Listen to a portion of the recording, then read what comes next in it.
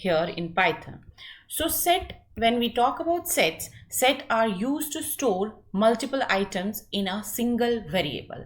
So yes, list is also used for storing the multiple items, and tuple is also used for that. So what difference is from list and tuples? So when we talk about set, set is what it is, fourth built-in data type in Python, which is used to store the collection of data. Others are, as I told you, list, tuple, dictionary, all with different qualities and usages. So first we will see the different things about set. A set is a collection which is unordered, unchangeable and unindexed, which was not there in a list and in tuple both, because list was somewhere ordered, tuple was ordered, but this is unordered. Yes, tuple was unchangeable, but list was changeable. So it is unchangeable and unindexed. When there is no order, there will be no indexing at all. So this is about your set. When we talk about list, so list was a collection of ordered and changeable. That means it was allowing us to use the duplicate members. Okay. So when we talk about tuples, so tuple is a collection which is ordered and unchangeable, which we have already covered. You can watch that video. Okay. So when we talk about set, it is a collection which is unordered, unchangeable and unindexed, which we have already worked with, but no duplicate members are allowed here. We will see with the practicals also. When we talk about dictionary, it is a key value pair, which we will cover in coming session, which is ordered, which is changeable also, but no duplicate members are allowed. So why I am giving the all differences? The reason behind is, every time in an interview, when we are working or you are going for an interview for Python developer or any other job related to Python, they will definitely ask you what is the difference between list, what is the difference between list and tuples, list and set and tuple, or dictionary and set. So you should know all the things about list, tuple, set and dictionary. Okay, so moving to the next, when we have to work with the set, so you have to mention the brace with it. So earlier in the list, we were working with the brackets. In the tuples, we were working with the parentheses. Here we are working with the braces. So if this is an example and I have to run this, so how it will be? So if I just go with this thing, and if I want to run this, and what exactly I have to? So when index I'm talking about, index can be subscript, it can be order, it's the same thing.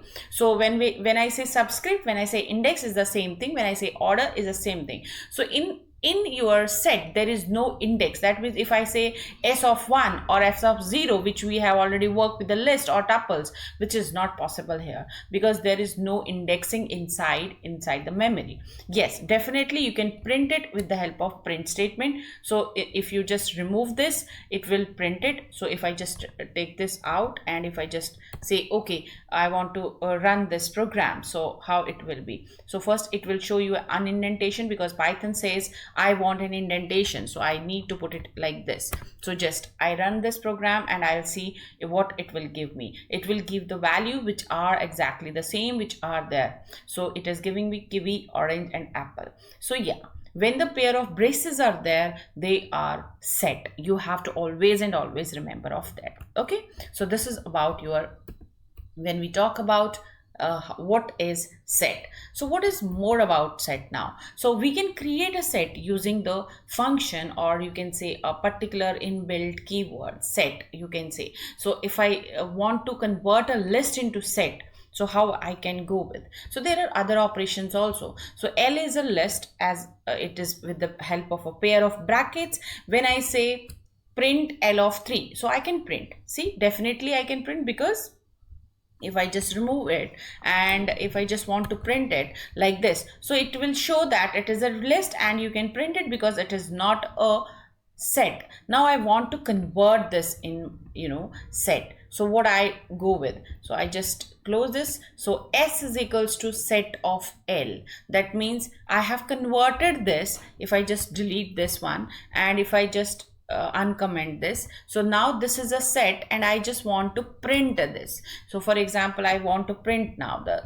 things. Okay, I just uncomment this, and now I just uncomment this one, and I just uncomment this one. I don't want the middle one because this. So L was a list and I used a function set with it and print S. Now this is a pair of bracket. Just go through it. So it's a pair of bracket, so it should, as per it should display L as a bracket, that means L as a list, but I have converted it into set. So now I'll get the pair of braces in my output. So yes, I am getting this pair of braces. So in this way, you have to always and always remember of the with the help of set how I can. So if I have to go with the for loop, how I can use the for loop. For loop is similar as we were working with the list. So what we will do, we will just say for I in S. S is a as your set, and just print the I that you have already worked in list and tuple, so nothing new about it. So it will be the same as it is. So when we are working with the set, like S1 is the set and S2 is a set, and there are the other functions which are available. As I can say, there are no duplicate members, and set earlier in this theory portion, we have mentioned that it is unchangeable. That means we can't change it later, because how we can change? We can't change the values because it is already, you can say, unindexed. So if it is unindexed, so it will not display. So I'll show you one example with it. So I say if I say print, and if I say S1 bracket, I say 2. So 2 means what? Earlier it was 0, 1 and 2. It should print, it should print 3, but it is not printing here in the case of your set.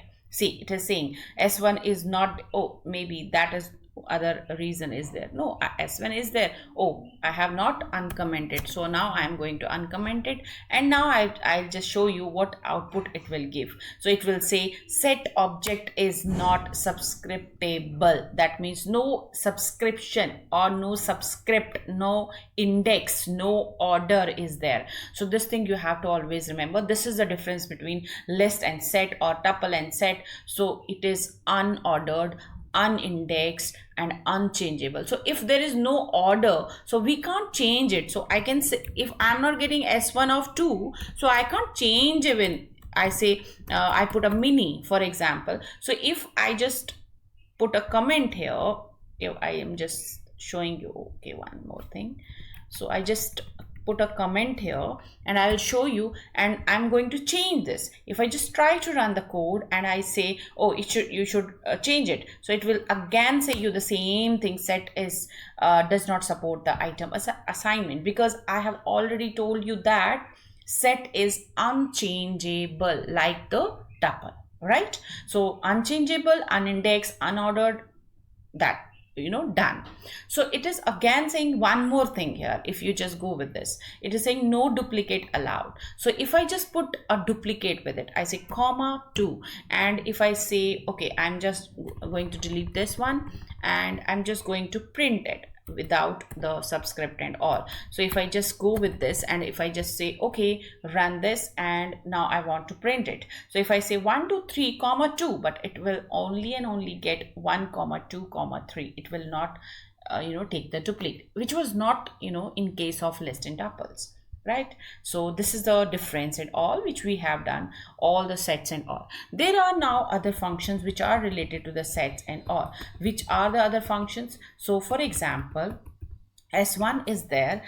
So there is a one function which is called as is subset. So S1 is 1 2 3, like mathematics which you have already done. So subset, I assume that if it is not, if you are watching, if you are a non-technical or you have not done sets in maths and all, don't worry. Subset means it's a mini set taken from this big one. So I'm saying S1 is subset of S2, so it's true, so it will give me the value true. So I'll just show you how it is giving. So I just take this uncomment and then I uncomment it, and now if I just try to run the code, I'll get the output which I am assuming that it should give the value true, because it is subset. So there is one more thing that is called as superset or if I say s1 dot is superset, no, it's not. So it is definitely going to give you the false, right? So in this way, there are the different functions. So is subset, is superset, you can just check for the vice versa. For the s2 dot, if I say s2 dot, no, this time it will say, yeah, true, I am a superset, right? So in this way you can work. So there is one more function with the add. You can add the elements. In the earlier definition, we have not defined it like that you can't add the element. Yes, we have defined that you can't change, right? It is unchangeable, so it is going to add the elements, right? Definitely it is going to add. So if I just uncomment it, so this is like this, yeah, I have to unindent, okay, indentation proper, then I just uncomment this also. So not to waste the time, that's why I have put it like this. So if I just try to run the code, and I'll get the value 1 2 3 with the 8 which is at the insertion part, isn't it? So in this way you are able to work with the sets. There are the different other functions also. S1 dot, see, is up, is disjoint, is subset, is superset. These are the functions which are there because the other functions will not be there. So pop and pop, like that functions which are in the list and tuples, because this is not able to change, this is not able to update. So that's why there are the limited functions. So I think that's it for all about the set and the set functions over there. Just practice them after watching the video, and you can repeat it. You can put the video on repeat mode and put in a less speed, and if you find that it is little bit fast, and do practice. So I think that's it for SAT. I'll meet you in the next chapter of programming. Till then, take care. Bye bye.